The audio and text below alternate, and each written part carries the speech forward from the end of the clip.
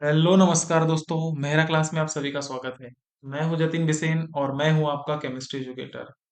तो जैसा कि आपको पता है कि एमपीपीएससी असिस्टेंट प्रोफेसर की एग्जाम 1 जून 2025 को होने वाली है। तो अगर आपको भी सब्जेक्ट केमिस्ट्री की तैयारी करना है तो मेरे साथ जुड़कर 2999 में मेहरा क्लासेस ऐप के द्वारा आप आसानी से कोर्स को अवेल करके बहुत ही बेहतरीन कंसेप्ट के साथ में एमपीपीएससी असिस्टेंट प्रोफेसर की तैयारी कर सकते हैं। अगर आपको अधिक जानकारी चाहिए तो आप इस नंबर पर क्या कर सकते हैं, कांटेक्ट कर सकते हैं। ठीक है, तो आज हमारा जो टॉपिक है उस टॉपिक का नाम है एस ब्लॉक। तो आज हम लोग पढ़ने वाले हैं एस ब्लॉक के बारे में। तो हम लोग क्या कर लेते हैं, एक नई वाली क्या ले लेते हैं, स्लाइड ले लेते हैं और नई वाली स्लाइड में क्या करेंगे, इनको पढ़ने की क्या करेंगे, कोशिश करेंगे। तो हम यहाँ पर हेडिंग डाल लेते हैं एस ब्लॉक। तो ये हमने हेडिंग डाल लिया एस ब्लॉक। ठीक है, अब आप देख लीजिए कि जो एस है इसका मतलब क्या है। तो जनरली आपको पता है कि जो पीरियोडिक टेबल है उसमें चार ब्लॉक रहते हैं। चार ब्लॉक में क्या होता है, एक क्या होता है एस ब्लॉक, एक क्या होता है पी ब्लॉक, एक क्या होता है डी ब्लॉक और एक क्या होता है एफ ब्लॉक होता है। ठीक है, अगर बात करें एस ब्लॉक की तो एस का मतलब क्या होता है, शार्प होता है। एस का मतलब क्या होता है, शार्प। अगर पी का मतलब बोले तो पी का मतलब क्या होता है, प्रिंसिपल। पी का मतलब क्या होता है, प्रिंसिपल। डी का मतलब क्या होता है, डिफ्यूज। डी का मतलब क्या होता है, डिफ्यूज। और एफ का मतलब क्या होता है, फंडामेंटल। फंडामेंटल।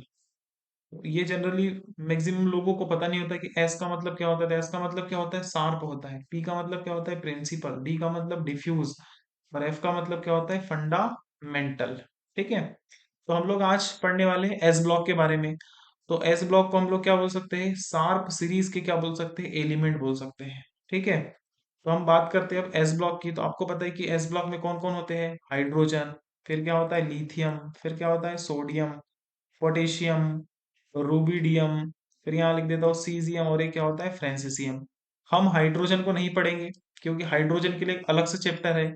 और ये फ्रांसिसियम को भी नहीं पढ़ेंगे क्योंकि ये जनरली क्या होता है, एक रेडियो एक्टिव एलिमेंट होता है, तो इसकी अब अलग ही प्रॉपर्टीज होती है। तो अगर हम बात करें एस ब्लॉक में ग्रुप नंबर फर्स्ट की, तो आज हम लोग पढ़ने वाले ग्रुप नंबर फर्स्ट। और ग्रुप नंबर फर्स्ट को क्या बोलते हैं, अल्कलाइन क्या बोलते हैं, मेटल बोलते हैं। क्या बोलते हैं इसको, अल्कलाइन। सॉरी, इसे यहाँ से इरेज कर देते हैं, अल्कलाइन। और ये क्या हो जाएगा, मेटल। ठीक है, ये अल्कलाइन और ये क्या हो गया, मेटल। अच्छा, अभी भी अल्कलाइन की स्प्लिंग कर लेते हैं, चलो इसे पूरा इरेज ही कर देते हैं। ये रहा, हाँ यहाँ लिख रहा हूँ मैं अल्कलाइन मेटल। तो जनरली जो ग्रुप नंबर जो फर्स्ट के जो एलिमेंट है उसे क्या बोलते हैं, अल्कलाइन मेटल। अल्कलाइन मेटल में hydrogen, lithium, sodium, potassium, rubidium, caesium और क्या आते हैं, फ्रांसिसियम आते हैं। अगर आगे बात करें तो इसके जो वैलेंसी सेल है या बोल सकते हैं इसका जो इलेक्ट्रॉनिक कॉन्फ़िगरेशन है वो क्या होता है, एन एस क्या होता है, वन होता है। अगर हम बात करें अल्कलाइन मेटल की, तो अल्कलाइन मेटल की जो वैलेंसी है या इसका जो ऑक्सीडेशन स्टेट है, वैलेंसी कितनी होती है, वन होती है। और अगर मैं बोलूँ तो ऑक्सीडेशन स्टेट, तो ऑक्सीडेशन स्टेट भी कितनी होती है, प्लस वन होती है। तो जनरली आपको कुछ बेसिक चीजें क्या होनी चाहिए, पहले से क्या होनी चाहिए, पता होनी चाहिए कि जो एस ब्लॉक है उससे शार्प सीरीज के एलिमेंट बोलते हैं, पी ब्लॉक को प्रिंसिपल, डी को डिफ्यूज, एफ को फंडामेंटल। ग्रुप नंबर जो फर्स्ट है एस ब्लॉक में, तो आपको पता है कि जो एस ब्लॉक में दो है, एक ग्रुप नंबर फर्स्ट है और एक ग्रुप नंबर क्या है, सेकंड है। तो हम लोग आज जनरली किसके बारे में पढ़ने वाले हैं, ग्रुप नंबर फर्स्ट के बारे में। ग्रुप नंबर सेकंड के बारे में नेक्स्ट क्लास में पढ़ेंगे। तो ग्रुप नंबर फर्स्ट में हाइड्रोजन है, लिथियम है, सोडियम है, पोटेशियम है, रूबिडियम, सीजियम और फ्रांसिसियम है। हाइड्रोजन को नहीं पढ़ेंगे क्योंकि हाइड्रोजन एक क्या होता है, आवारा तत्व होता है। ठीक है, तो इसके बारे में एक अलग से ही यूनिट दी गई है। तो हाइड्रोजन के बारे में एक अलग से ही हम लोग क्या करेंगे, क्लास में इसको कवर करेंगे। फ्रांसिसियम एक रेडियो एक्टिव एलिमेंट होता है, तो इसे भी यहाँ पर हमें कवर नहीं करना है। ठीक है, अब हम क्या कर लेते हैं, नेक्स्ट क्या ले लेते हैं, स्लाइड ले लेते हैं। और नेक्स्ट स्लाइड में क्या करेंगे फिर, नेक्स्ट बातों को क्या करेंगे, समझने की क्या करेंगे, कोशिश करेंगे। तो यहाँ पर हमने ले लिया लिथियम, फिर हमने क्या ले लिया, सोडियम, फिर ये क्या ले लिया हमने, पोटेशियम, फिर रूबिडियम और ये ले लिया हमने यहाँ पर सीजियम। फ्रांसिसियम को भी छोड़ दिया और किसको छोड़ दिया हमने, हाइड्रोजन को भी छोड़ दिया। अगर मैं बात करूँ टॉप टू डाउन की, मैं किसकी बात कर रहा हूँ, टॉप टू डाउन, यानी कि ऊपर से नीचे जाने पर।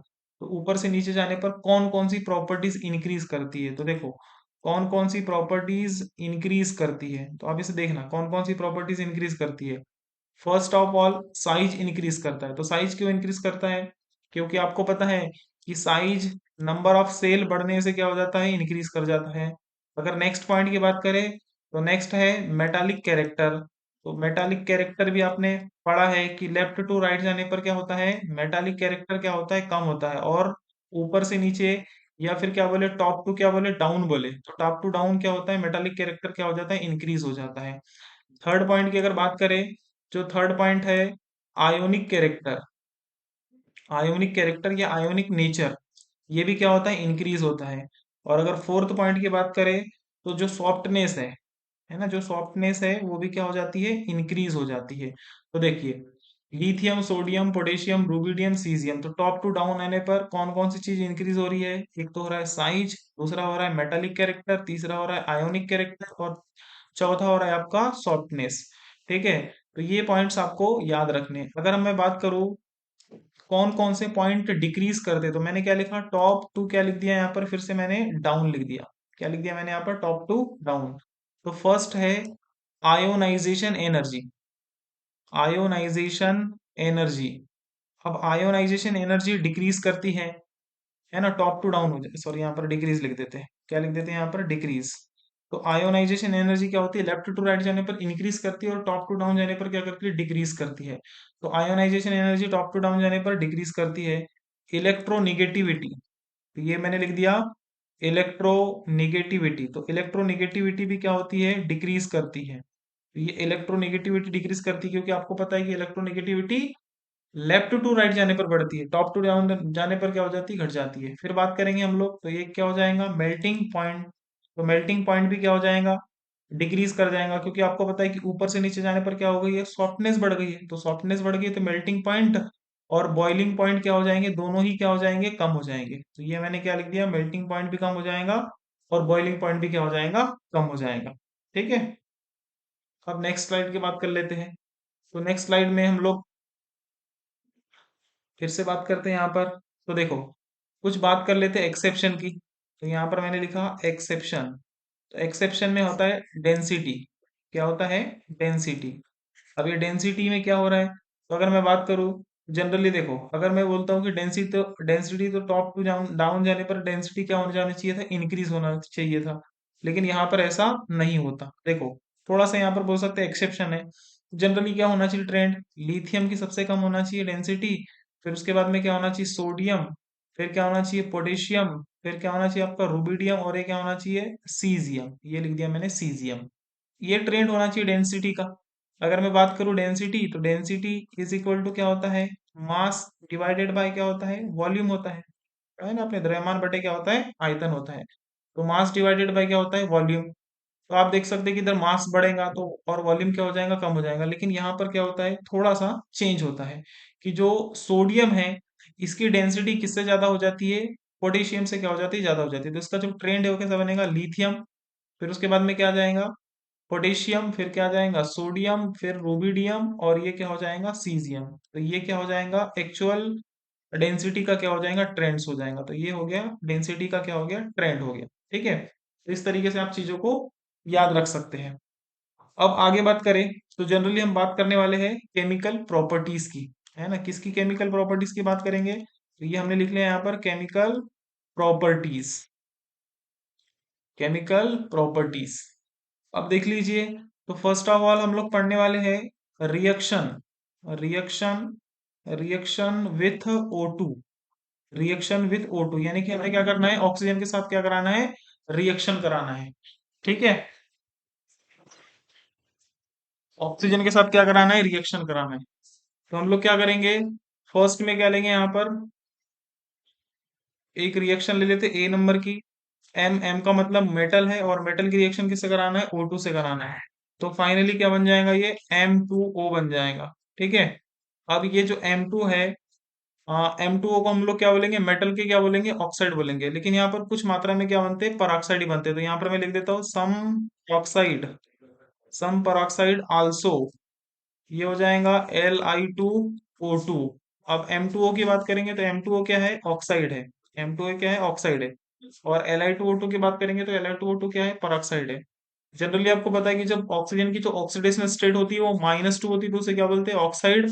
और अगर -1 हो तो उसे क्या बोलते हैं, पेरोक्साइड बोलते हैं। तो यहाँ पर जो ऑक्सीजन है उसकी जो ऑक्सीडेशन स्टेट है वो क्या हो जाएंगी, -1 हो जाएंगी। अब देख लीजिए यहाँ पर जो मेटल होता है वो क्या होता है, लिगेंड होता है। मेटल क्या होता है, लिगेंड होता है। सॉरी, मेटल क्या होता है, लिथियम होता है। सॉरी, लिगेंड नहीं, हाँ, मेटल क्या होता है, लिथियम होता है। अब हम बात करते हैं बी नंबर की रिएक्शन की। तो जो बी नंबर की जो रिएक्शन है, तो यहाँ पर हमने ले लिया बी नंबर की जो रिएक्शन है। तो बी नंबर की रिएक्शन में हमको लेना है यहाँ पर M+ क्या लेना है यहाँ पर, O2। तो जनरली ये क्या बन जाएगा, M2 क्या हो जाएगा, O2 हो जाएगा। अब M2O2 सम, फिर क्या हो जाएगा, सुपर सम क्या हो जाएगा, सॉरी इसको इरेज कर देते हैं।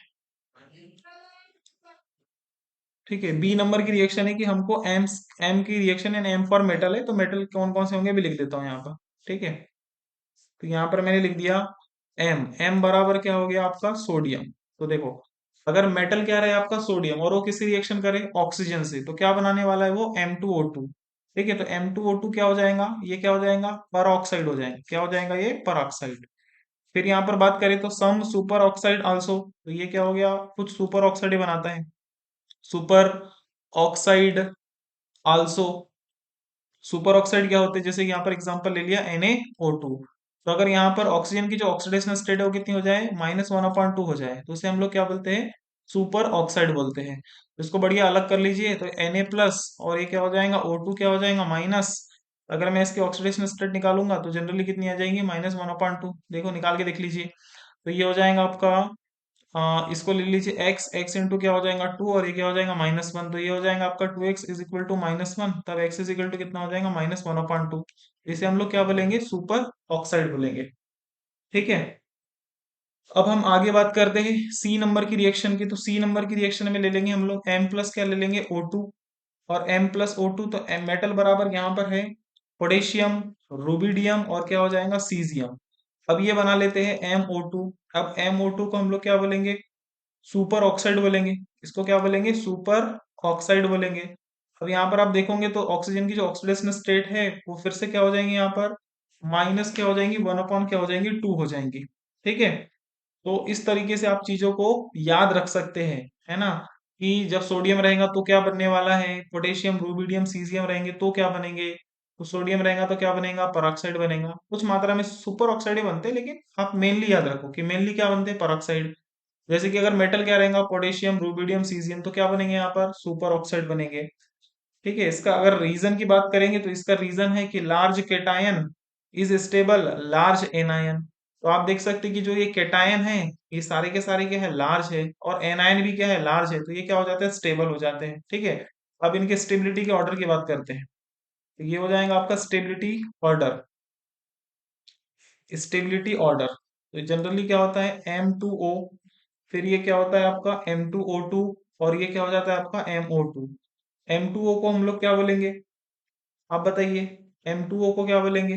तो यहाँ पर ऑक्सीजन की ऑक्सीडेशन स्टेट निकाल के देख लो, तो यहाँ पर कितनी आने वाली है, माइनस, कितनी आने वाली है, माइनस। अच्छा, निकाल के देख लेते हैं, तो मेटल बराबर रख लेते हैं M2O। ठीक है, तो निकाल के देख लीजिए, यहाँ पर इसकी जगह क्या रख लीजिए, M2।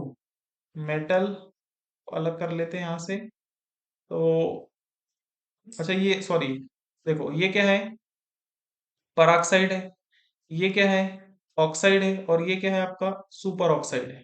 ठीक है, देख लीजिए, ये क्या है आपका, सुपर ऑक्साइड है, ये क्या है आपका, पराक्साइड, और ये क्या हो जाएगा आपका, ऑक्साइड हो जाएंगे।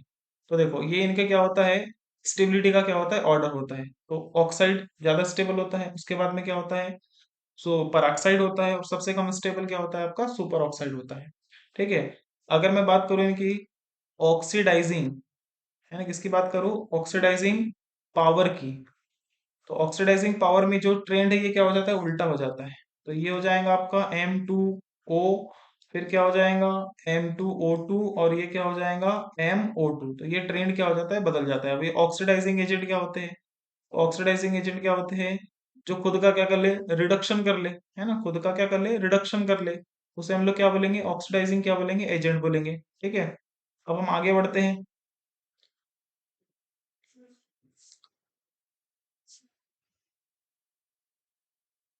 आगे में अब कुछ और देख लेते हैं, कुछ पॉइंट्स कवर करते हैं।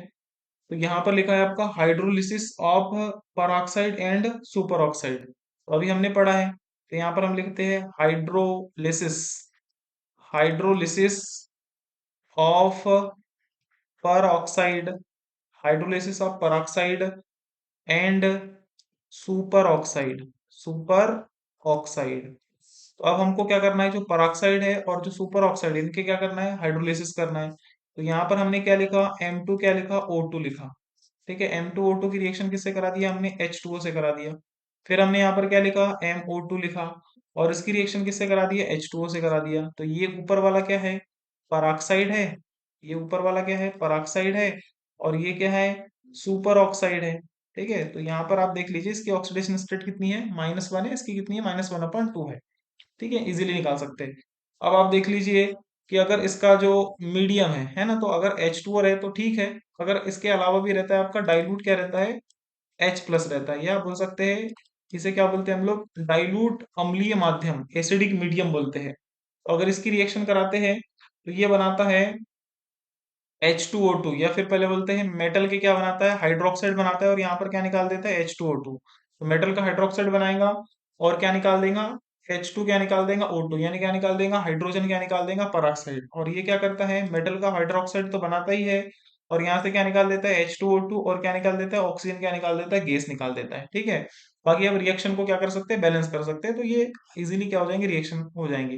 तो पराक्साइड की रिएक्शन जब वाटर से कराते हैं तो मेटल के हाइड्रोक्साइड बनेंगे, और क्या बनेंगे, हाइड्रोजन क्या बनेंगे, पराक्साइड। सुपर ऑक्साइड की रिएक्शन जब मैं किससे कराता हूँ, वाटर से कराता हूँ, तो मेटल का हाइड्रोक्साइड तो बनेगा ही, लेकिन साथ में हाइड्रोजन पराक्साइड, और क्या निकलने वाला है यहाँ से, ऑक्सीजन निकलने वाला है। ठीक है, ये ऑक्सीजन का क्या निकलने वाला है, एक मॉलिक्यूल निकलने वाला है। अब हम बात करने वाले हैं ऑक्साइड की, किसकी बात करने वाले हैं हम लोग यहाँ पर, ऑक्साइड की। तो फिर से एक नया पेज लेते हैं। अब हम लोग लेने वाले हैं यहाँ पर कुछ ऑक्साइड्स। ठीक है, ये हमने ले लिया यहाँ पर ऑक्साइड्स। तो ऑक्साइड्स में हमने ले लिया यहाँ पर Li2O, फिर हमने ले लिया यहाँ पर Na2O, फिर हमने ले लिया K2O, फिर हमने ले लिया Rb2O, और ये ले लिया हमने यहाँ पर CH2O। तो ये देखिए यहाँ पर जो ऑक्साइड्स है इनकी जो ऑक्सीडेशन स्टेट है वो कितनी है, -2 है। अब इनकी बात कर लेते हैं कि इनकी बेसिसिटी का ऑर्डर क्या होता है, या फिर सॉलिबिलिटी का जो ऑर्डर होता है वो क्या होता है। तो अगर ऑक्साइड्स की बात करें तो इनकी जो बेसिसिटी है, बेसिसिटी, और एक बात करेंगे हम लोग सॉलिबिलिटी, है ना, किसकी बात करेंगे हम लोग, सॉलिबिलिटी। अब ये देख लीजिए कि बेसिसिटी टॉप टू डाउन जाने पर क्या होती है, टॉप टू डाउन जाने पर क्या होती है। ठीक है, तो टॉप टू डाउन डाउन जाने पर क्या हो जाती है, बेसिसिटी भी और सॉलिबिलिटी भी क्या हो जाती है, इंक्रीज हो जाती है। तो यहाँ पर मैंने लिख दिया इंक्रीज हो जाती है। अब इंक्रीज क्यों हो जाती है, इसके भी कुछ रीजन है, तो रीजन मैं यहाँ पर लिख देता हूँ, है ना, इसके भी कुछ यहाँ पर क्या है, रीजन है। तो रीजन क्या है, तो आपको पता है कि जो टॉप टू डाउन जाने पर क्या हो जाता है, मेटालिक कैरेक्टर क्या हो जाता है, इंक्रीज हो जाता है ना, मेटालिक कैरेक्टर क्या हो जाता है, इंक्रीज हो जाता है। और आपको पता है कि मेटल के ऑक्साइड्स क्या होते हैं, बेसिक होते हैं। तो यहाँ पर क्या लिखूंगा, मेटालिक, मेटालिक कैरेक्टर क्या हो जाएगा, इंक्रीज हो जाएगा। तो मेटालिक कैरेक्टर अगर इंक्रीज हो जाएगा तो बेसिसिटी क्या हो जाएंगी, इंक्रीज हो जाएंगी। और आपको पता है कि जो अगर अगर क्या हो जाएगा, मेटालिक कैरेक्टर डिक्रीज हो जाएगा, तो जो ऑक्साइड्स है वो क्या हो जाएंगे, एसिडिक हो जाएंगे। अगर मैं बात करता हूँ सॉलिबिलिटी की, तो आपको पता है कि जो टॉप टू डाउन जाने पर आयोनिक कैरेक्टर क्या हो जाता है, बढ़ जाता है, और आयोनिक कैरेक्टर बढ़ गया तो क्या हो जाएंगे, वाटर में क्या हो जाएंगे, डिजोल्व हो जाएंगे। तो यहाँ पर मैं क्या लिखूंगा, इसका रीजन क्या लिखूंगा कि आयोनिक कैरेक्टर क्या होता है, आयोनिक कैरेक्टर क्या हो जाता है, इंक्रीज हो जाता है। कहाँ पर जाने पर, टॉप टू डाउन जाने पर। तो टॉप टू डाउन जाने पर आयोनिक कैरेक्टर इंक्रीज होगा। तो आपको पता है कि आयोनिक जो भी कंपाउंड रहते हैं वाटर में इजीली क्या हो जाते हैं, डिजोल्व हो जाते हैं। तो बेसिसिटी और सॉलिबिलिटी दोनों ही क्या हो जाती है, यहाँ पर इंक्रीज हो जाती है टॉप टू डाउन जाने पर, किसके ऑक्साइड्स। तो आप देख सकते हैं कि ग्रुप नंबर फर्स्ट के जो ऑक्साइड्स है, टॉप टू डाउन जाने पर उनकी बेसिसिटी भी इंक्रीज हो जाती है और सॉलिबिलिटी भी इंक्रीज हो जाती है। अगर आपने पिछले बार सेट का पेपर दिया होगा, इसके पहले वाला, अभी वाला नहीं, इसके पहले वाला जब दिया होगा पेपर, ऐसे कुछ क्वेश्चन था वहां पर, देख सकते हैं बेसिसिटी या सॉलिबिलिटी का कुछ ऑर्डर था, मुझे एग्जैक्ट याद नहीं आ रहा है। लेकिन आप देखोगे तो आपको ऐसा कुछ मिलेगा क्वेश्चन। ठीक है, तो मैं एनसीईआरटी फॉलो कर रहा हूँ इसमें, क्योंकि जनरली एनसीईआरटी से बाहर जाएगा नहीं ये टॉपिक, क्योंकि इसमें ज्यादा वेटेज नहीं है, पर पढ़ना जरूरी है। अब बात कर लेते हैं हम लोग आयोनिक रेडियाई की, या आयोनिक रेडियस की। तो अगर आयोनिक रेडियाई की बात करें तो ये देखो, ये लिख दिया मैंने लिथियम प्लस, तो ये आयोनिक हो गया ना, क्योंकि आयंस आ गए। फिर मैंने क्या लिख दिया यहाँ पर, Na+, फिर क्या लिख दिया मैंने, पोटेशियम प्लस, फिर Rb प्लस, और ये क्या हो जाएगा आपका, Cs क्या हो जाएगा, प्लस हो जाएगा। ठीक है, तो आपको पता है कि इसकी आयोनिक रेडियाई ज्यादा होंगी, क्योंकि इसका साइज तो ज्यादा है, अभी भी ज्यादा है, तो इसकी आयोनिक रेडियाई क्या होंगी, ज्यादा होंगी सीजियम की। सबसे कम किसकी होंगी, लिथियम प्लस की। अब ये क्या हो जाएगा, गैस, ये भी क्या हो जाएगा, गैस, और ये भी क्या हो जाएगा, गैस। ये सारे के सारे किस फेस में है, गैसीय फेस में है। ठीक है, अब हम बात कर लेते हैं आगे। तो सेम मैं ट्रेंड बनाता हूं, यहाँ पर मैं कुछ लिख रहा हूँ, हाइड्रेटेड रेडियाई, है ना, मोस्ट इंपॉर्टेंट है ये, हाइड्रेटेड रेडियाई। अभी हाइड्रेटेड रेडियाई क्या हो जाएंगी, तो देखो फिर से बना देता हूं मैं यहाँ पर, लिथियम प्लस, फिर क्या हो जाएगा आपका, Na+, फिर क्या हो जाएगा आपका, पोटेशियम प्लस, फिर क्या हो जाएगा आपका, रूबिडियम क्या हो जाएगा, प्लस, और ये क्या हो जाएगा आपका, सीजियम क्या हो जाएगा, प्लस हो जाएगा। अब देखिए, अगर इनके ट्रेंड की बात करें तो इनका जो ट्रेंड है वो जस्ट क्या हो जाएगा, उल्टा हो जाएगा। यानी कि सबसे ज्यादा किसकी होंगी, लिथियम की, फिर उससे कम सोडियम की, उससे कम पोटेशियम की, और सबसे छोटी जो हाइड्रेटेड रेडियाई है वो किसकी हो जाएंगी, सीजियम किसकी हो जाएंगी, प्लस हो जाएंगी। यहाँ पर सब जगह मैं क्या लिख देता हूँ, एक्वस, एक्वस, एक्वस, एक्वस, और ये क्या हो जाएगा, एक्वस हो जाएंगे। ठीक है, तो ये चीजें क्लियर है। अब आप देख लीजिए कि ऐसा ट्रेंड क्यों बदल गया, कि ऐसा जाना चाहिए था सीजियम, सीजियम की ज्यादा होना चाहिए था।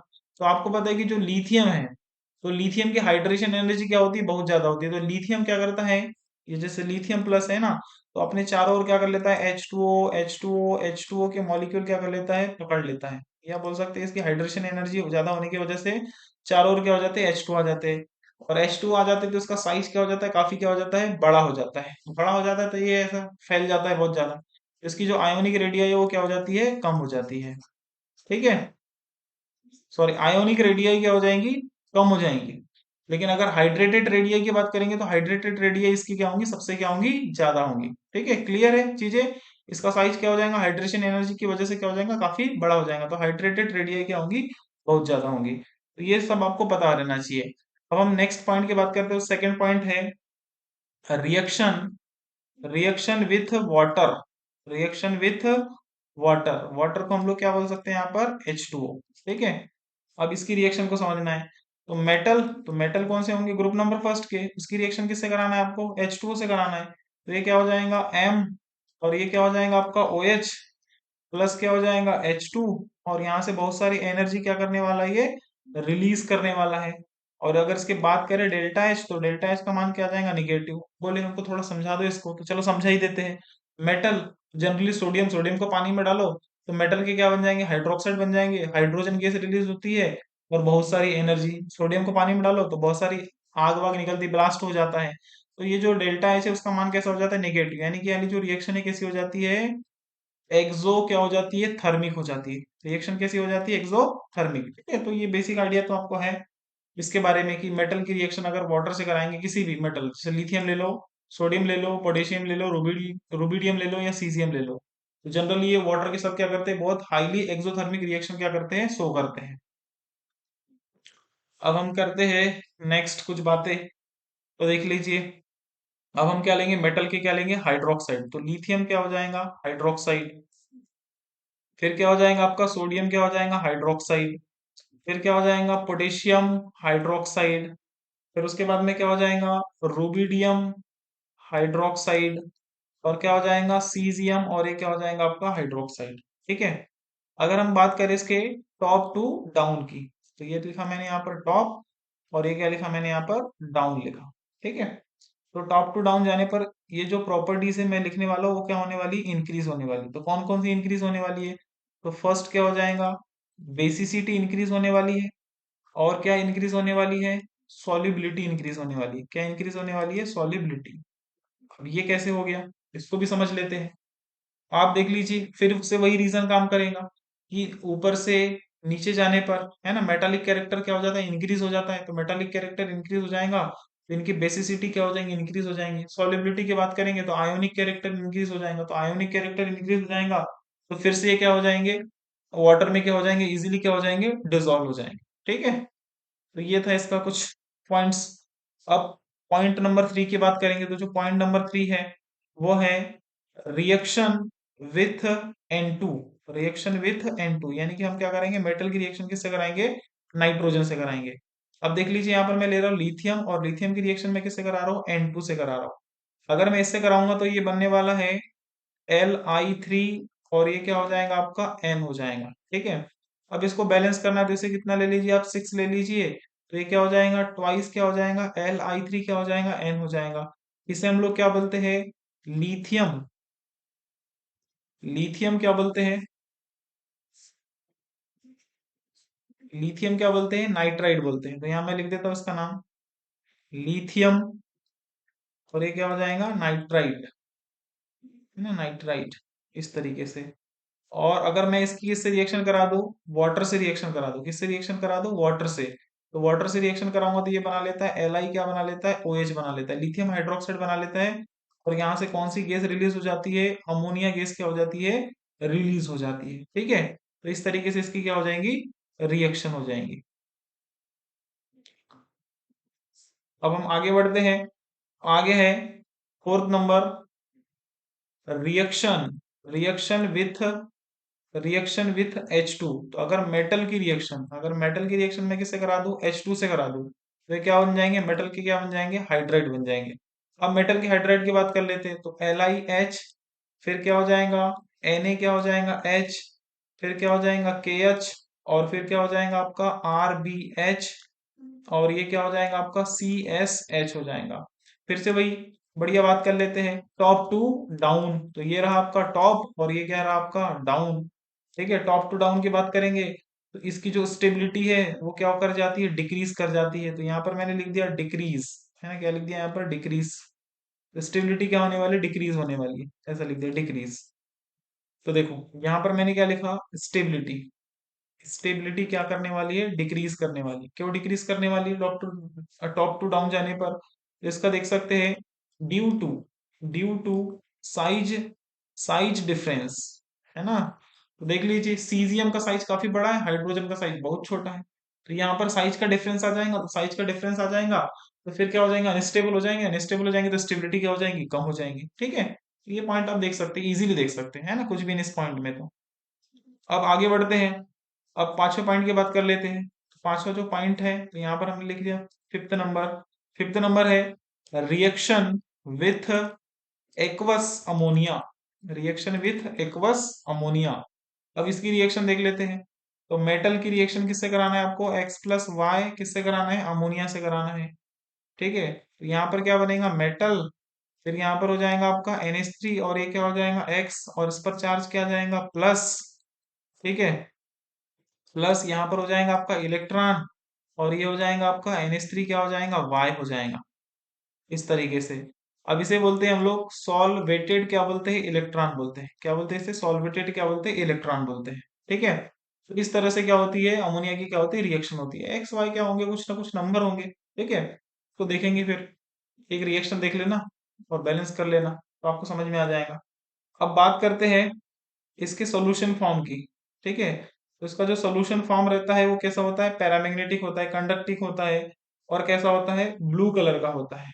ठीक है, तो यहाँ पर मैं लिख देता हूँ इसका जो सॉल्वेटेड फॉर्म है, ये जो सॉल्वेटेड फॉर्म है ना, तो यहाँ पर लिख देते हैं सोल्यूशन क्या होता है, सोल्यूशन क्या होता है, पैरा मैग्नेटिक होता है। क्या होता है, पैरा मैग्नेटिक।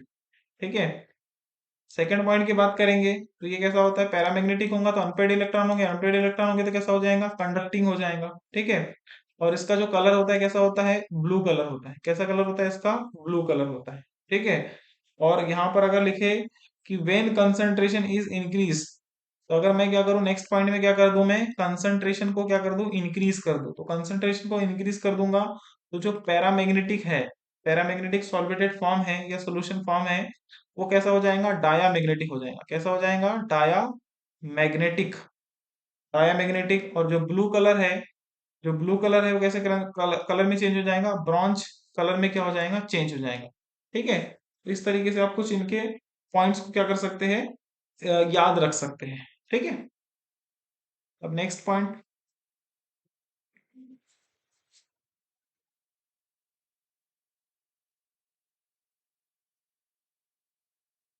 नेक्स्ट पॉइंट है आपका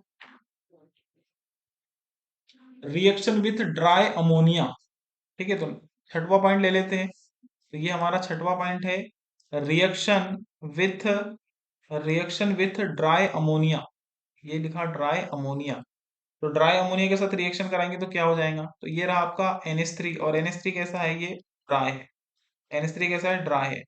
अब यहाँ पर दो तरह से रिएक्शन होती है, एक होती है लिथियम की एक स्पेशल रिएक्शन, और एक क्या हो जाएंगे, मेटल। तो मेटल क्या हो जाएंगे, फिर वही कौन कौन से मेटल हो जाएंगे बाकी, सोडियम, पोटेशियम, रूबिडियम, और क्या हो जाएगा, सीजियम। तो यहाँ पर लिख देते हैं सोडियम, पोटेशियम, रूबिडियम, और ये क्या हो जाएगा, सीजियम हो जाएगा। ठीक है, तो यहाँ पर हमने ले लिया Li2n, और ये हो जाएगा H, और यहाँ से कौन सी गैस रिलीज हो जाएंगी, हाइड्रोजन गैस रिलीज हो जाएंगे। अगर इसकी मैं नाम की बात करूँ तो इसका नाम होता है लिथियम इमाइड। क्या होता है इसका नाम, लिथियम इमाइड। और अगर यहाँ पर बात करें तो यहाँ पर बनने वाला है MnH2, और यहाँ से कौन सी गैस रिलीज होने वाली है, हाइड्रोजन गैस, और इसका नाम है मेटल। है ना, मेटल हमको नहीं पता, तो अभी मेटल जो रहेगा वही हो जाएगा, तो मेटल, और इसे क्या बोलते हैं, एमाइड बोलते हैं। क्या बोलते हैं इसे, एमाइड। ठीक है, अगर आपको देखना है तो इमाइड किसको बोलते हैं, तो इमाइड बोलते हैं NH2 को। और जो एमाइड है ना, जो एमाइड है, तो एमाइड किसको बोलते हैं, NH2 किसको बोलते हैं, माइनस को बोलते हैं। ठीक है, तो इस तरीके से हमने क्या कर लिया, यहाँ पर इसकी रिएक्शन को समझ लिया कि अगर ड्राई अमोनिया के लिथियम के साथ रिएक्शन कराएंगे तो लिथियम इमाइड बनेगा, और अगर ड्राई अमोनिया की रिएक्शन अगर मेटल से कराएंगे, मेटल कौन कौन से होंगे, सोडियम, पोटेशियम, रूबिडियम, और क्या हो जाएंगे, सीजियम, तो क्या बनेगा, मेटल के क्या बनेंगे, एमाइड बनेंगे। ठीक है, तो ये आपको कुछ डिफरेंस समझ में आए होंगे। अब सेवंथ पॉइंट की बात करेंगे तो जो सेवंथ पॉइंट है वो है सल्फेट्स। है ना, कौन सा पॉइंट है ये, सल्फेट्स। तो सल्फेट की रिएक्शन कराना है तो यहाँ पर बनने वाले M2 क्या बनने वाले, SO4 बनने वाले। क्या बनने वाले, M2SO4। अब यहाँ पर मैं सल्फेट लिख देता हूँ। तो चलो नेक्स्ट ही पेज ले लेते हैं, सबसे बढ़िया। तो सल्फेट की बात कर लेते हैं, तो सल्फेट में हो जाएगा आपका Li2SO4, फिर क्या हो जाएगा आपका Na2SO4, फिर क्या हो जाएगा K2SO4, Rb2SO4, और क्या हो जाएगा CS2SO4। अब वही फिर से टॉप टू डाउन जाने पर, तो ये लिखा मैंने टॉप, और ये क्या लिख दिया मैंने यहाँ पर, डाउन लिख दिया। तो टॉप टू डाउन जाने पर क्या होने वाला है, तो यहाँ पर लिख लेते हैं सॉल्युबिलिटी एंड थर्मल स्टेबिलिटी। तो यहाँ पर मैंने लिखा solubility, solubility and thermal, thermal stability, stability. तो ये क्या होने वाली देखते हैं, तो यहाँ पर होने वाली इंक्रीज। क्या होने वाली है, यहाँ पर इंक्रीज होने वाली है। तो इंक्रीज होने वाली है तो इसका रीजन तो समझ में आया होगा, सॉलिबिलिटी। तो सॉलिबिलिटी का मतलब क्या है, आयोनिक कैरेक्टर से। किससे है यहाँ पर, आयोनिक कैरेक्टर से। और थर्मल स्टेबिलिटी का मतलब कि इन दोनों के साइज क्या रहेंगे, लगभग क्या रहेंगे, इक्वल रहेंगे। इक्वल रहेंगे तो फिर बढ़िया अच्छे से बॉन्ड वॉन्ड बना के रहेंगे, और बॉन्ड बना के रहेंगे तो ये कैसे हो जाएंगे, स्टेबल हो जाएंगे। ठीक है, तो सॉलिबिलिटी का मतलब आयोनिक कैरेक्टर से, तो टॉप टू डाउन डाउन जाने पर आयोनिक कैरेक्टर इंक्रीज हो जाता है। फिर केटायन और एनायन के साइज बढ़िया बराबर है, तो ये क्या हो जाएंगे, स्टेबल हो जाएंगे।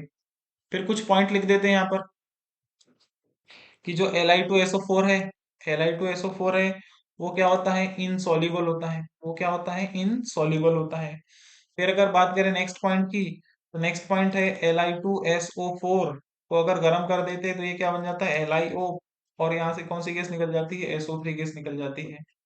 ठीक है, और अगर बाकी अगर इसकी बात करें, जैसे ये Na2SO4 है, K2SO4 है, Rb2SO4 है, CS2SO4 है, जैसे कि मैंने लिख दिया यहाँ पर Na2SO4, बढ़िया, इसको क्या कर दिया, गर्म कर दिया। गर्म कर दिया तो कोई भी इफेक्ट नहीं पड़ा, तो यहाँ पर क्या लिखेंगे, नो इफेक्ट लिखेंगे। क्या लिखेंगे, नो इफेक्ट। तो यहाँ पर सिर्फ जो लिथियम के जो सल्फेट है ना, लिथियम के जो सल्फेट है उसको गर्म करने पर क्या बन जाता है, लिथियम ऑक्साइड, और क्या निकल जाता है, सल्फर ट्राई ऑक्साइड बाहर निकल जाता है। अब हम आगे बढ़े, तो आगे बढ़ते हैं, और यहाँ पर बात करने वाले हैं नाइट्रेट की बात करने वाले, किसकी बात करने वाले, नाइट्रेट। तो जो एट्थ पॉइंट है, जो एट्थ पॉइंट है वो है नाइट्रेट्स। नाइट्रेट, मेटल की अगर रिएक्शन नाइट्रेट से कराते हैं तो क्या हो जाता है, MnO3 बन जाता है। क्या बन जाता है, MnO3। अब देखो लिथियम नाइट्रेट, फिर क्या हो जाएगा आपका सोडियम नाइट्रेट, NaNO3, और फिर क्या हो जाएगा KNO3, और फिर क्या हो जाएगा RbNO3, और ये क्या हो जाएगा आपका CS, क्या हो जाएगा NO3 हो जाएगा। ठीक है। फिर हमको क्या करना है, बढ़िया टॉप टू डाउन जाना है। तो टॉप टू डाउन जाने पर प्रॉपर्टीज क्या करने वाली, इंक्रीज करने वाली। कौन सी प्रॉपर्टीज इंक्रीज करने वाली है, तो सॉलिबिलिटी भी क्या करने वाली, इंक्रीज करने वाली है। और क्या करने वाली, थर्मल, है ना, थर्मल स्टेबिलिटी भी क्या करने वाली, स्टेबिलिटी भी क्या करने वाली, इंक्रीज करने वाली है। तो ये पॉइंट आप क्या कर सकते हैं, याद कर सकते हैं। इसका रीजन फिर से वही है कि आयोनिक कैरेक्टर बढ़ रहा है, फिर बढ़िया यहाँ पर साइज क्या है, इक्वल है, तो इसकी स्टेबिलिटी क्या हो जाएंगी, ज्यादा हो जाएंगी। फिर यहाँ पर हम लिखते हैं एक पॉइंट है कि जो सारे के सारे जो नाइट्राइट है ना, नाइट्राइट सारे नाइट्राइट क्या होते हैं, सॉल्युबल होते हैं। कैसे होते हैं, सॉल्युबल होते हैं। ये पॉइंट आपको थोड़ा सा याद रखना है कि सारे नाइट्रेट क्या होते हैं, सॉल्युबल होते हैं। अगर बात करूं मैं लिथियम के नाइट्रेट की, तो Li क्या हो जाएगा आपका, NO3। इसको हम लोग क्या करेंगे, बढ़िया क्या कर देंगे, गर्म कर देंगे। तो गर्म कर देंगे तो ये क्या बन जाएगा, Li2O बन जाएगा। यहाँ से NO2 गैस निकल जाती है, और यहाँ से कौन सी गैस निकल जाती है, O2। जो NO2 गैस है, इसका जो कलर होता है वो कैसा होता है, ब्राउन होता है। कैसा होता है, ब्राउन, है ना। और इसका जो कलर होता है ये कैसा होता है, कलर लेस होता है ना। ये कैसा होता है, कलर लेस होता है। ठीक है, लिख देता हूँ यहाँ पर, ये लिख रहा हूँ मैं यहाँ पर, कलर, और यहाँ पर क्या लिख दिया मैंने, लेस, कलर लेस होता है। ठीक है। अब ये होता है पैरामैग्नेटिक, और ये भी क्या होता है, पैरामैग्नेटिक होता है। तो ये पॉइंट भी आप याद रख सकते हो कि जो NO2 है वो कैसा होता है, ब्राउन कलर का होता है। O2 कैसा होता है, कलरलेस होता है। NO2 कैसा होता है, पैरामैग्नेटिक, और ये O2 भी कैसा होता है, पैरामैग्नेटिक होता है। अगर मैं बाकी मेटल के नाइट्रेट्स की बात करूं तो MnO3, इसको बढ़िया मैंने डेल्टा किया तो क्या निकलने वाला है, MnO2, और यहाँ से क्या निकलेगा, O2 निकलेगा। अब मेटल की बात करें तो मेटल क्या हो जाएगा, सोडियम, पोटेशियम, रुबिडियम, और ये क्या हो जाएगा, सीजियम हो जाएगा। ठीक है। तो इस तरीके से आपको चीजें क्या रखनी है, याद रखनी है। अब आगे बढ़ते हैं, तो नाइन्थ पॉइंट की बात करते हैं। तो नाइन्थ जो पॉइंट है, यहाँ पर लिख रहे हैं, नाइन्थ जो पॉइंट है वो है कार्बोनेट्स, है ना। नाइन्थ जो पॉइंट है वो क्या है आपका, कार्बोनेट्स। कार्बोनेट्स, तो यहाँ पर हम बात कर लेते हैं कार्बोनेट्स की। तो इसका फॉर्मूला क्या हो जाएगा, M2 क्या हो जाएगा, CO3। ठीक है। अब यहाँ पर लिख लेते हैं हम लोग Li2CO3, फिर क्या हो जाएगा, Na2CO3, फिर क्या हो जाएगा, K2CO3, फिर क्या हो जाएगा, Rb2CO3, और ये क्या हो जाएगा, CS2, और ये क्या हो जाएगा आपका, CO3 हो जाएगा। अब इसकी वही बात कर लेते हैं टॉप टू डाउन जाने पर। तो टॉप टू डाउन जाने पर वही प्रॉपर्टीज क्या कर रही है, इसकी इंक्रीज कर रही है। कौन कौन सी प्रॉपर्टीज है, तो फर्स्ट है सॉलिबिलिटी, फर्स्ट क्या है, सॉलिबिलिटी, और सेकंड क्या है, thermal, thermal stability, thermal stability. तो थर्मल स्टेबिलिटी भी क्या कर रही है, इंक्रीज कर रही है, और सॉलिबिलिटी भी क्या कर रही है, इंक्रीज कर रही है। कैसे, टॉप टू बॉटम जाने पर, या टॉप टू डाउन जाने पर। फिर और कुछ पॉइंट्स की बात कर लेते हैं। तो जो लिथियम का जो कार्बोनेट है, यानी कि जो Li2CO3 है, ये क्या होता है, इनसॉल्युबल होता है ना। ये क्या होता है, इनसॉल्युबल होता है। तो यहाँ पर हम स्टार लगा के लिख लेते हैं कि ये कैसा होता है, इनसॉल्युबल होता है। फिर अगर आगे बात करें, तो जो Li2CO3 है, इसको हम लोग क्या कर देंगे, गर्म कर देंगे। तो गर्म कर देंगे तो क्या बन जाएगा, Li2O प्लस क्या बन जाएगा यहाँ पर, CO2, यानी कि CO2 गैस क्या हो जाती है, रिलीज हो जाती है। अगर बाकी पॉइंट की बात करें, तो जैसे कि अगर मैं M2CO3 की बात करता हूँ, डेल्टा लिख रहा हूँ यहाँ पर, तो यहाँ पर क्या लिखेंगे, नो रिएक्शन, रिएक्शन ही नहीं होगी। कौन कौन से मेटल हो जाएंगे अब, सोडियम, पोटेशियम, रुबिडियम, और ये क्या हो जाएगा, सीजियम हो जाएगा। ठीक है। इस तरीके से आप पॉइंट्स को देख सकते हैं। आगे बढ़ते हैं, तो जो टेंथ पॉइंट है वो है, जो टेंथ पॉइंट है वो क्या है,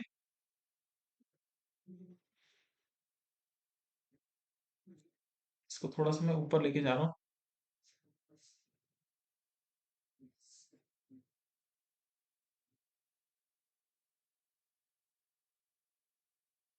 ठीक है। जो आपका 10th पॉइंट है वो है बाइकार्बोनेट। बाइकार्बोनेट, बाइकार्बोनेट्स, ये लिख दिया मैंने बाइकार्बोनेट। इसका फॉर्मूला क्या होता है? HCO3 माइनस, यहाँ पर बढ़िया कोई मेटल वेटल जोड़ तो ये माइनस को यहाँ से क्या कर देना, रिमूव कर देना। ठीक है, तो ये क्या हो जाएगा, इसका फॉर्मूला हो जाएगा MHCO3। फिर अगर बात करें बाइकार्बोनेट की तो LiHCO3, फिर क्या हो जाएगा NaHCO3, फिर क्या हो जाएगा KHCO3, फिर RbHCO3, और क्या हो जाएगा CSHCO3। फिर हम वही बढ़िया बात कर लेते हैं टॉप टू डाउन, तो यहाँ पर भी प्रॉपर्टीज क्या करने वाली, इंक्रीज करने वाली। कौन कौन सी प्रॉपर्टीज इंक्रीज करने वाली, तो वही सॉलिबिलिटी भी क्या करने वाली, इंक्रीज करने वाली है। एंड थर्मल स्टेबिलिटी भी क्या करने वाली, इंक्रीज करने वाली। थर्मल स्टेबिलिटी भी क्या करने वाली है, इंक्रीज करने वाली। ये लिख दिया इंक्रीज करने वाली, और ये भी क्या करने वाली, इंक्रीज करने वाली है। ठीक है, अब इसके कुछ पॉइंट्स लिख देते हैं। तो यहाँ पर हम पॉइंट्स लिख रहे हैं। तो पॉइंट है कि जो Li है ना, LiH जो CO3 है, does not exist as a solid state. ये जो है LiHCO3 लिथियम बाइकार्बोनेट, ये किस में नहीं रहता, सॉलिड स्टेट में नहीं रहता। किस स्टेट में रहता है, सॉल्युबल स्टेट में रहता है। किस स्टेट में रहता है, सॉल्युबल स्टेट में रहता है। ठीक है, अगर हम आगे बात करें तो जितने भी फिर बाइकार्बोनेट्स है, तो जैसे all all bicarbonates all bicarbonates all bicarbonates exist exist as solid state. तो कौन कौन से हो जाएंगे, जैसे कि यहाँ पर मैंने लिख दिया MH, क्या लिख दिया यहाँ पर CO3। M बराबर क्या हो जाएगा, सोडियम, पोटेशियम, रूबिडियम, और ये क्या हो जाएगा, सीजियम हो जाएगा। ठीक है, तो इस तरीके से आप क्या कर सकते हो, इन पॉइंट्स को क्या कर सकते हो, देख सकते हो। अब हम आगे बात कर लेते हैं, तो जो 11 पॉइंट है वो 11 पॉइंट है आपका हेलाइट्स, है ना। 11 पॉइंट कौन सा है, हेलाइट्स। अब हेलाइट्स की बात करें तो हेलाइट्स क्या हो जाएंगे, मेटल, और ये हेलोजन, तो क्या बनाने वाले हैं, ये MX बनाने वाले हैं। अगर मैं बात करूं इनके हेलाइट्स की, जैसे हेलाइट कौन कौन से होते हैं, तो हेलाइट कौन कौन से होते हैं, फ्लोरीन, क्लोरीन, ब्रोमीन, और ये क्या होते हैं आपके, आयोडीन। एस्टाडीन को तो छोड़ ही देते हैं। अगर मैं इनके मेल्टिंग पॉइंट और बॉइलिंग पॉइंट की बात करूं तो फ्लोरीन का सबसे ज्यादा होता है, फिर क्लोरीन का कम, फिर ब्रोमीन का, और आयोडीन का क्या हो जाता है, सबसे क्या हो जाता है, कम हो जाता है। ठीक है, तो ये क्या हो जाएगा, हेलाइड का क्या हो जाएगा, melting point and boiling points का क्या हो जाएगा, ऑर्डर हो जाएगा। फिर आगे बात करें तो अगर मैं बात करता हूं तो अब मेटल के साथ लेना पड़ेगा, तो LiF, फिर क्या हो जाएगा आपका Na, क्या हो जाएगा आपका, सॉरी Li, अच्छा लिथियम के ही लेना है हमें। ओके ओके, हम किसके ले लेते हैं अभी, लिथियम। तो लिथियम का फ्लोराइड, फिर लिथियम का क्या ले लेंगे हम लोग, क्लोराइड। तो Li क्या हो जाएगा आपका Cl, फिर क्या हो जाएगा Li, क्या हो जाएगा Br, और फिर क्या हो जाएगा Li, क्या हो जाएगा I हो जाएगा। Lithium fluoride, lithium chloride, lithium bromide, और लिथियम क्या हो जाएगा, आयोडाइड। ठीक है, अगर हम बात करें इनके कोवेलेंट कैरेक्टर की, किसकी बात करें, इनके कोवेलेंट कैरेक्टर की। कोवेलेंट कैरेक्टर की बात करें तो कोवेलेंट कैरेक्टर क्या हो जाता है इधर, यानी कि इसका जो लिथियम आयोडाइड है उसका कोवेलेंट कैरेक्टर क्या होता है, ज्यादा होता है। अगर इसके रीजन को समझना है तो इसका रीजन है फजान रूल। जिसे पता है फजान रूल, तो फजान रूल के अकॉर्डिंग ये इजीली बता सकता है। छोटा केटायन और बड़ा एनायन, तो ये क्या हो जाएगा, छोटा क्या हो जाएगा, केटायन, और ये क्या हो जाएगा आपका, बड़ा क्या हो जाएगा, एनायन हो जाएगा। ठीक है, तो छोटा केटायन बड़ा एनायन, बढ़िया अच्छे से पोलराइजेशन होगा, और पोलराइजेशन हो जाएगा तो कोवेलेंट कैरेक्टर क्या हो जाएगा, इंक्रीज हो जाएगा। ठीक है, समझ गए। अब हम आगे बात करें तो आगे बात करते हैं तो यहाँ पर हमें कुछ और पॉइंट समझना पड़ेगा कि जो लिथियम का जो क्लोराइड है, जैसे लिथियम का क्या हो जाएगा, क्लोराइड। तो लिथियम का क्लोराइड क्या बनाता है, हाइड्राइड बनाता है। क्या बनाता है, हाइड्रेट, हाइड्राइड बनाता है। क्या बनाता, सॉरी हाइड्राइड नहीं, हाइड्रेट बनाता है। यानी कि किससे रिएक्शन कर लेता है ये, वाटर से क्या कर लेता है, रिएक्शन कर लेता है। तो यहाँ पर लिखता हूं मैं, हाइड्रेट बनाता है ना। क्या बनाता है ये, हाइड्रेट बनाता है। ठीक है, अब कैसा हाइड्रेट बनाता है तो इसका एग्जाम्पल देख लेते हैं। तो इसका एग्जाम्पल क्या हो जाएगा, LiCl इंटू क्या हो जाता है आपका, ट्वाइस क्या हो जाता है, H2 हो जाता है। ठीक है, तो इस तरीके से आप क्या कर सकते हो, इन कुछ पॉइंट्स को क्या करना है, आपको अच्छे से देखना है, क्योंकि ये जो कुछ पॉइंट्स आपको याद ही रखना पड़ेगा, इसके लिए कोई ऑप्शन ही नहीं है। ठीक है, फिर अगर बात करें तो अगर बाकी की अगर बात करें, जैसे कि अगर ऑल क्लोराइड्स की बात करें, जैसे कि मैं बोलता हूँ NaCl, है ना, NaCl बोल दिया, फिर मैंने क्या बोल दिया, KCl बोल दिया, तो ये जो है ये हाइड्रेट फॉर्म में नहीं रहते। किस फॉर्म में नहीं रहते? ये हाइड्रेट फॉर्म में नहीं रहते। ठीक है, इस पॉइंट्स को आपको थोड़ा देखना है। फिर हम आगे बात कर लेते हैं सॉलिबिलिटी की, है ना, किसकी बात कर लेते हैं, कुछ सॉलिबिलिटी वाले पॉइंट्स की बात कर लेते हैं। तो यहाँ पर मैं लिख रहा हूँ हेडिंग सॉलिबिलिटी। सॉलिबिलिटी, तो किसकी सॉलिबिलिटी, तो थोड़ा चेक भी कर लेते हैं। तो यहाँ पर मैंने ले लिया बेरिलियम का फ्लोराइड, फिर बेरिलियम का क्या ले लिया, क्लोराइड ले लिया, फिर बेरिलियम का क्या ले लिया, ब्रोमाइड ले लिया, फिर मैंने क्या ले लिया, बेरिलियम का क्या ले लिया, आयोडाइड ले लिया। इस तरीके से ले लिया।